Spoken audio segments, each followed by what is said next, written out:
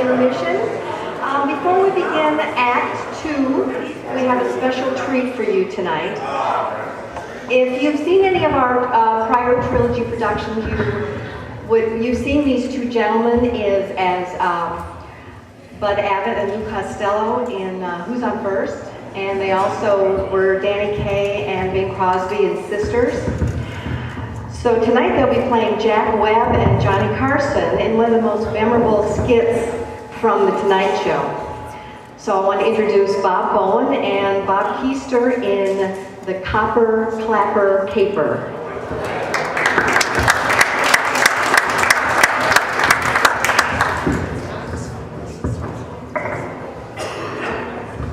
This is the city, Los Angeles, California. Some people rob for pleasure, some people rob because it's there. You never know. My name is Friday, I'm a cop. I was working the day watch on a robbery when I received a call from the Acme School Bell Company. There'd been a robbery. There's been a robbery. Yes, sir, what was taken? My clappers. Your clappers? Yeah, you know those things inside a bell that make them clang? The clangers. Yeah, that's right. Only we call them clappers in the business. A clapper caper. What's that? Nothing, sir. Now, can I have the facts? What kind of clappers were taken on this clapper caper? They were copper clappers. And where were they kept? In the closet. Who took the copper clappers in the closet? I once fired a man and he swore he'd get even with me. I think he's the one. Do you know this man's name? Claude Cooper. So you think this... That's right. I think Claude Cooper copped my copper clapper kept in the closet. You know where this Claude Cooper's from? Yep. Cleveland. That figures. What makes it worse? They were clean copper clappers. Clean copper clappers? That's right. Why do you think Cleveland's Claude Cooper would copy your clean copper clappers from the closet? There's only one reason. Yes, sir? He's a kleptomaniac. Who discovered the copper clappers were copped? My cleaning lady, Clara Clifford. That figures. Now let's see if I've got the facts straight here. Cleaning woman Clara Clifford discovered the clean copper clappers kept in the closet were copped by Claude Cooper, a kleptomaniac from Cleveland. Now, is that about it? One more thing. If I ever catch Claude Cooper from Cleveland, the kleptomaniac who copped my clean copper clappers kept in the closet found by my cleaning lady, Clara Clifford. Yes, sir? I'll clobber him.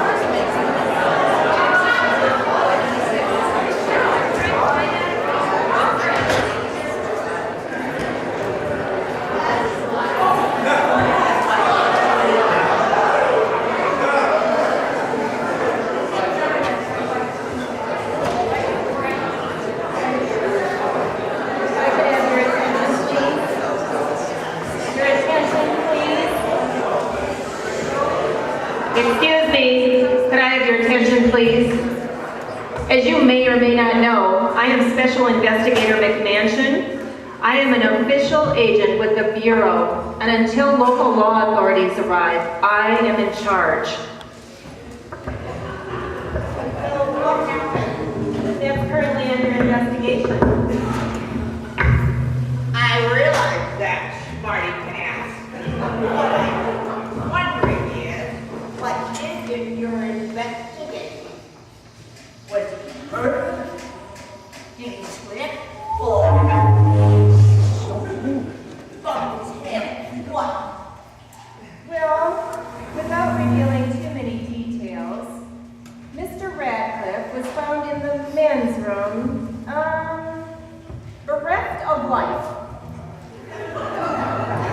wasn't his wife.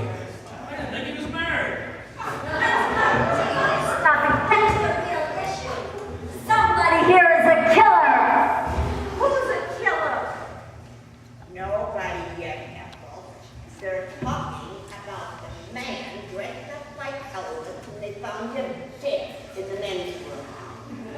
Oh, well, it must have been that guy. We heard yelling when we were in the powder room. Yelling? You heard yelling? I forgot about that. But no, he was singing.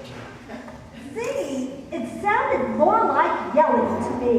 Yelling? You heard yelling? No, I think he was singing, Ethel. It sounded like Blue Hawaii. It sounded more like Blue Murder, if you ask me. You heard a man yelling? Well, I suppose it could be yelling, Ethel.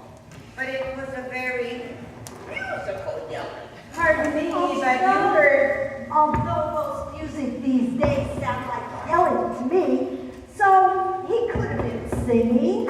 Excuse me. Ladies, please, could I get your attention for just a moment? Why, sure. Am I to understand that you heard some type of yelling coming from the restroom? Yes, you may understand that if you like. So you were in the same proximity and heard a male voice making a loud sound, and that sound was coming from the men's room. Yeah. Ethel and I were in the ladies' room, and we heard sounds. Well, was it yelling like somebody screaming, help me, I'm being murdered? Or was it more like, die, you dog, die? Mrs. Thornhurst. Fortunately, lady, you wrote it down. Mrs. Thornhurst, if you please. Louise, why don't you let Agent McMahon conduct McMansion conduct the investigation? That's fine, Fannie Mae, but it don't take no special investment agent to construct it. These ladies may have some primo info. Oh, very true, Mrs. Thornhurst. But we must open up other scenarios. Such as? Other scenarios that would be relevant from other people who were out of the room at the same time as Mr. Radcliffe. Well, who was outside the room at that time? I wouldn't know, I wasn't here. And where were you? She was outside the confines.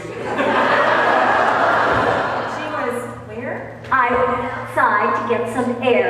You see, these meetings get my blood boiling. I have hypertendons. The doctor told me if I get too worked up, I need to cool down and breathe a bit, or else I'll keel over. That's a fact, McMansion. I saw her outside breathing when I went out to get her gumballs for her. Her gumballs? Yeah. You know, listen. It's back to the black helicopters. You know, the black helicopters, they hover over her house. They shoot beams down at her house, knock all the gumballs off her tree. They fall into Mrs. Friedman's yard. I scooped them all up, and I brought them here for her. I see. I saw Fannie Mae, too. She outside, and she looked like she was breathing, too. That would be Fannie Mae Holmes. Agent McMansion, hi, excuse me, Eric Lawson over on Cliff Rose Road. I don't mean to be interrupting here, ma'am, but actually I am currently finishing law school and studying for the bar. Yes, Mr. Lawson. Well, while I'm familiar with the criminal procedures and homicide investigations, I'm not really aware of federal agents conducting murder investigations. Actually, I was here on another matter that involved Mr. Radcliffe, but now that we have a new matter involving Mr. Radcliffe, I mustn't overlook the possibility that these two matters are related. Excuse me, Agent McMansion. That's Mrs. Lawson, Eric's wife. Yes, Mrs. Lawson. Isn't it true that Councilman Radcliffe stood to gain a great deal of money from numerous real estate developers by allowing eminent domain to be declared? money that would be passed under the table? I'm really not at liberty to say. And that's the real reason you're here tonight, isn't it? To charge the councilman with a laundry list of crimes. No, Charlie was the sweetest, most innocent man in the whole wide world. He was just trying to help y'all. And now he's got me by displacing an entire community, tearing down their homes. I don't want to move. I'm too old.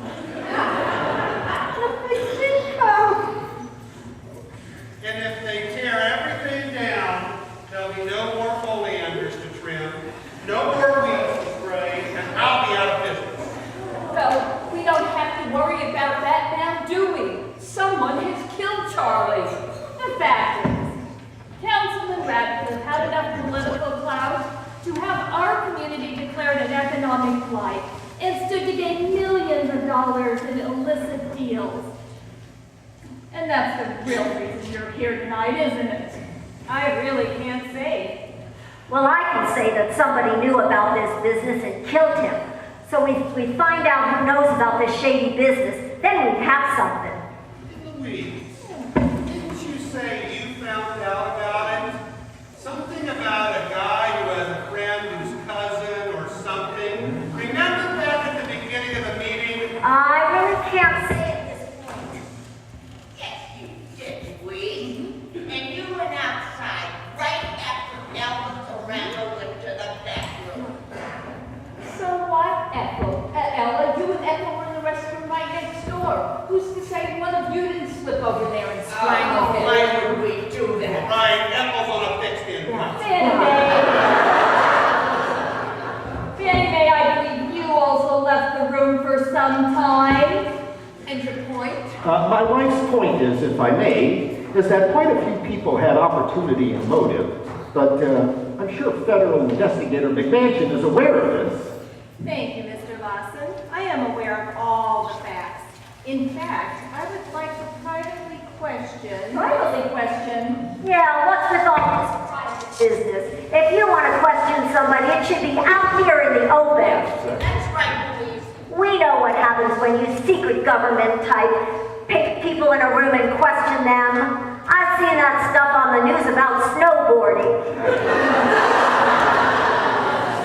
Please, for crying out loud. Listen, since this association meeting is still, for lack of a better term, in session, why don't we open the questions to the community? Excellent idea. Since questions from the community are still a part of the association bylaws, I think we should be invited to ask whatever we want. Actually, I'm not sure that's a good idea. As I have pointed out. Yeah. Private top secret matter, we know. But I would feel a whole lot safer out here among the people and by the people, if you know what I mean. All right, if that's what you wish, let's open this up to the floor. I see this as a really big mistake.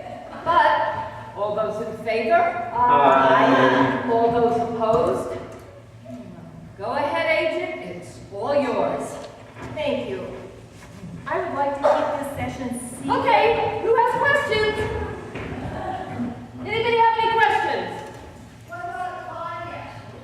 Tanya, yes. Tanya was out of the room at the same time, and that was very astute of you. Very astute. She does love him. Maybe there was some jealousy there. Aha! Yes, question. Where was George? George, where were you, George? I had to get a new hearing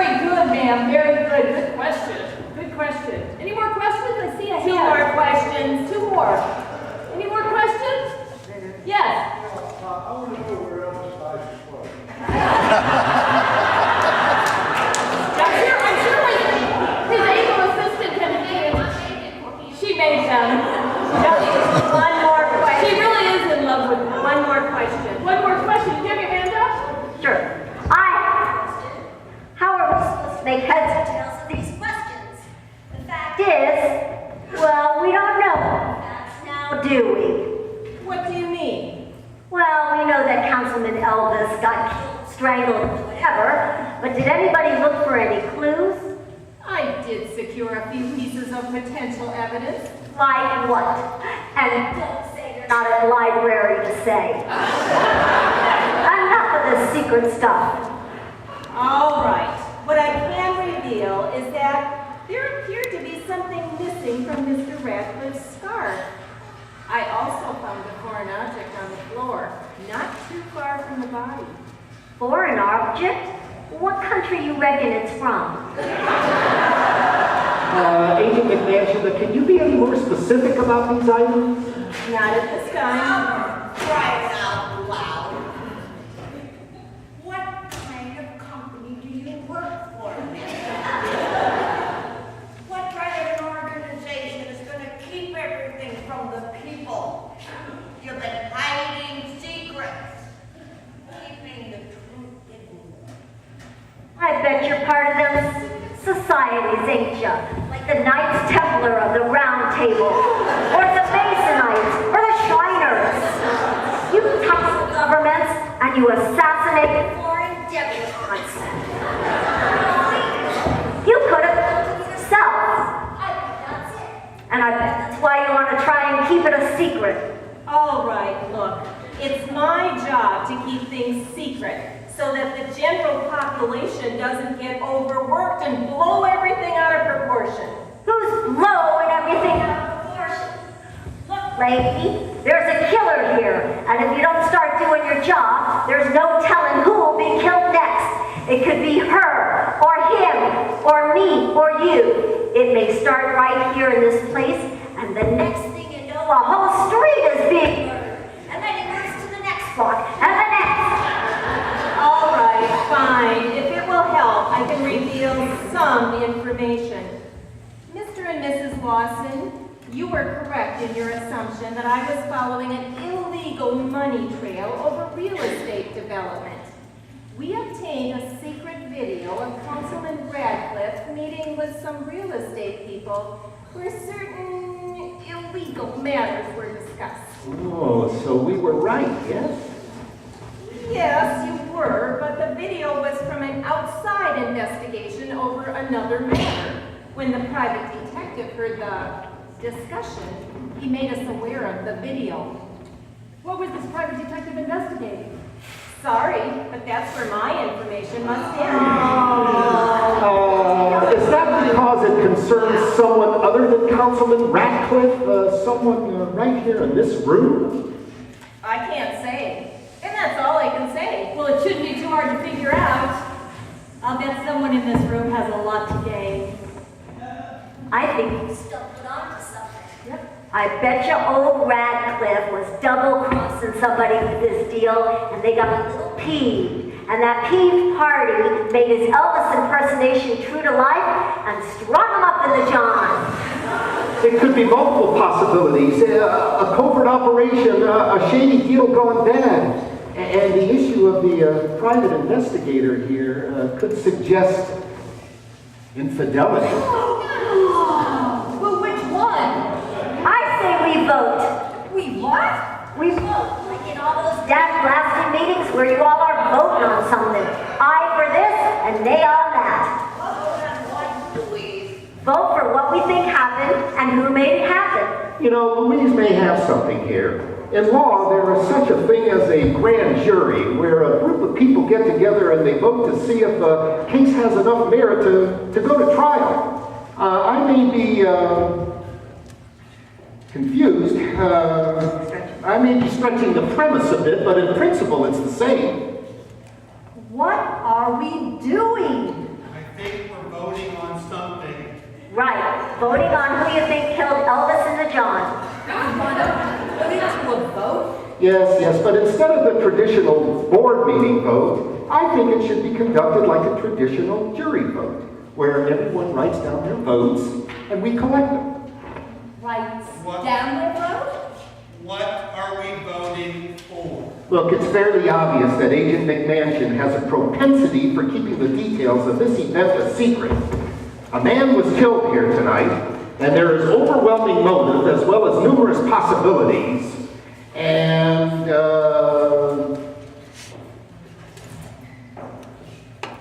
Right. And since the good agent here won't share her information, perhaps there are others here who have enough information to form a logical conclusion.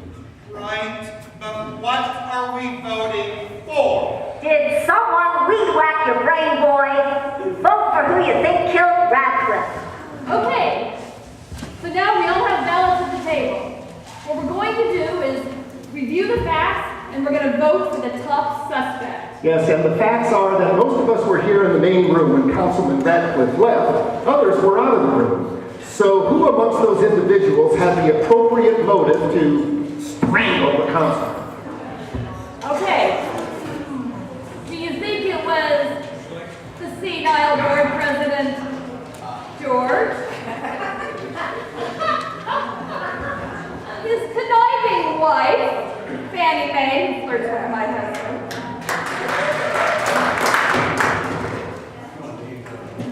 What about little Louise?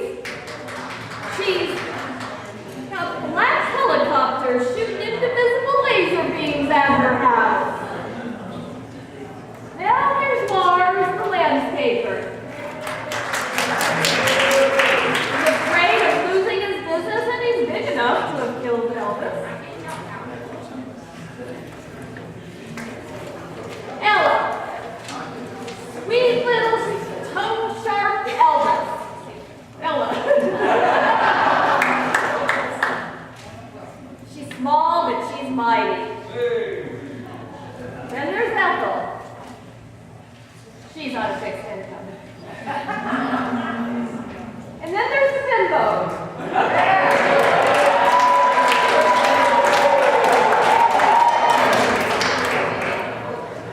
She was in love with Charlie, her boss.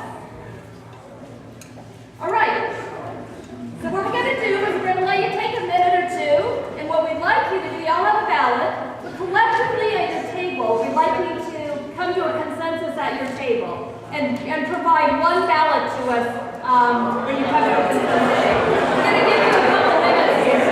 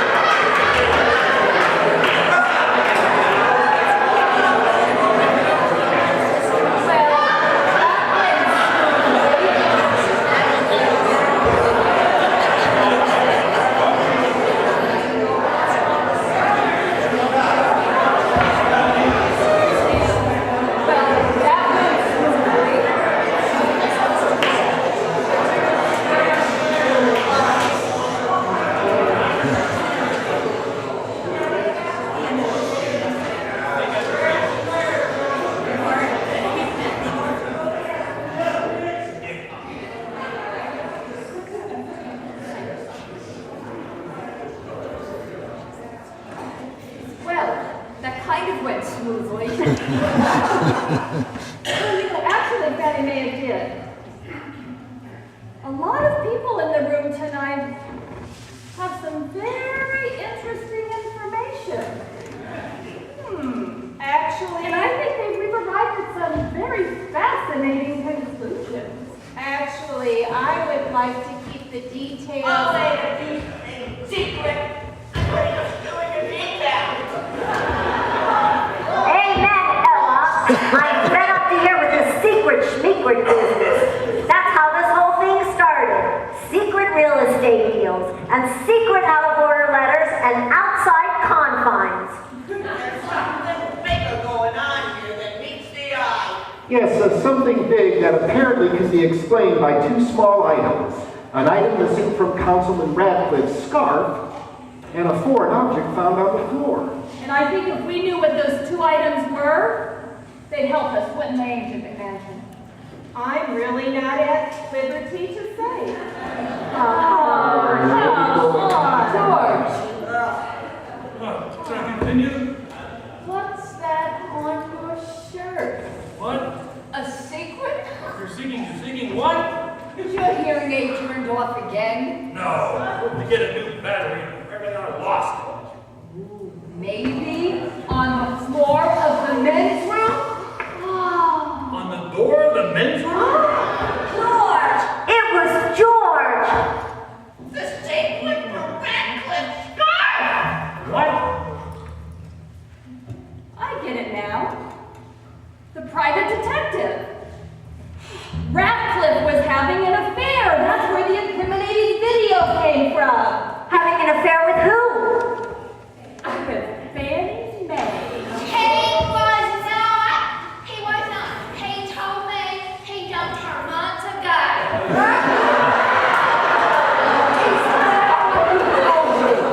Yes, that's what he told me. So, Mr. Holmes, did you hire a private detective to follow your wife? Sure he did. He found out about the trisket between Fannie Mae and Radcliffe, and he struck him up in the john.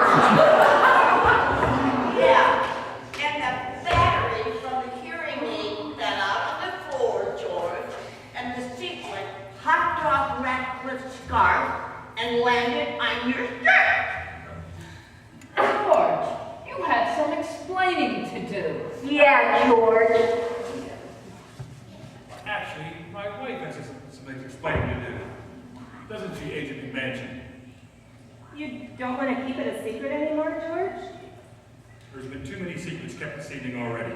Hey, how come you can hear? I'm not on liberty to say it. Agent McMansion, are you at liberty to say? Well, Come on, McMansion, you can do it. what I am at liberty to say is that, yes, indeed, Mrs. Holmes was having a liaison with Councilman Radcliffe. Mr. Holmes hired a private investigator who obtained information not only of the affair, but of an illegal real estate deal. The videotape? Mr. Holmes brought the matter to our attention. As we began building our case, it seems that all parties concerned began to be greedy, which quickly ended the secret romance. So he did dump you. I told you. However, the real estate deal was still in the works. But with Mrs. Holmes only getting a fraction of the original bargain, she threatened to expose the whole deal. And that brought Mr. Radcliffe here this evening to negotiate a new deal. So you killed him instead. And tried to pin it on George. The jealous husband. So she took a sequin off the eldest scarf and put it on George. And then she took his new hearing aid battery and dropped it on the floor. What do you have to say for yourself, Fannie Mae?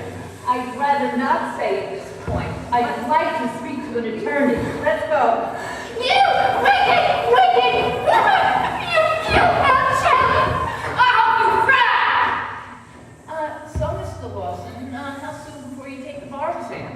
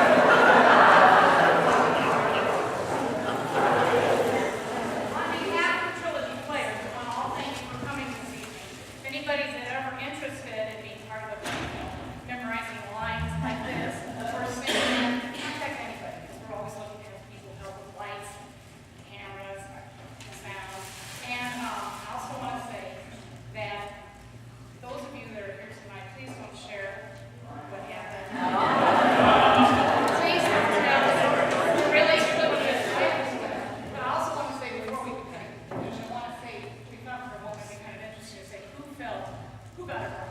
Stand up if you have the right to vote. If you have the right.